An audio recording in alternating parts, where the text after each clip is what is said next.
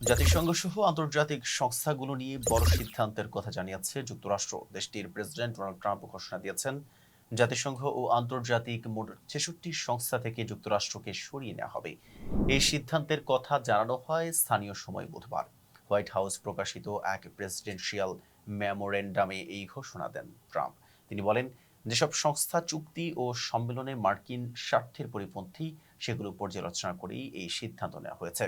তিনি আরো বলেন, এই সিদ্ধান্ত কার্যকর হলে যুক্তরাষ্ট্র এসব সংস্থায় অংশ নেবে না। একই সঙ্গে সেসব সংস্থায় মার্কিন অর্থায়নও বন্ধ করে দেওয়া হবে। হোয়াইট হাউস জানায়, তালিকায় রয়েছে জাতিসংঘের বাইরে ৩৫টি আন্তর্জাতিক সংস্থা। এর মধ্যে উল্লেখযোগ্য জলবায়ু পরিবর্তন নিয়ে কাজ করা inter governmental panel on climate change IPCC, এছাড়া international institute for democracy and electoral assistance, আর রয়েছে প্রকৃতি সংরক্ষণে কাজ করা international union for conservation of nature. যদিও আইপিসিসিকে জাতিসংঘের বাইরে তালিকাভুক্ত করা হয়েছে, বাস্তবে এটি জাতিসংঘেরই একটি সংস্থা। হোয়াইট হাউস আরও জানায়, ৩১টি জাতিসংঘের অঙ্গ প্রতিষ্ঠান থেকেও সরে যাবে যুক্তরাষ্ট্র।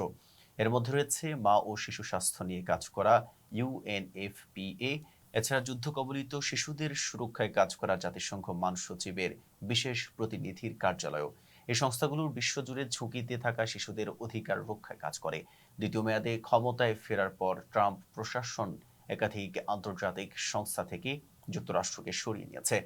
এর মধ্যে উল্লেখযোগ্য বিশ্ব স্বাস্থ্য সংস্থা, প্যারিস জলবায়ু চুক্তি এবং জাতিসংঘ মানবাধিকার কাউন্সিল। চলতি মাসের ২২ তারিখ থেকে বিশ্ব স্বাস্থ্য সংস্থা থেকে যুক্তরাষ্ট্রের সরে যাওয়া কার্যকর হবে।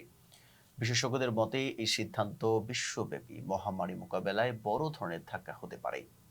এতক্ষণ সাথে ছিল মেহেদী হাসান। ফেজ দ্য পিপলের সাথে থাকার জন্য ধন্যবাদ।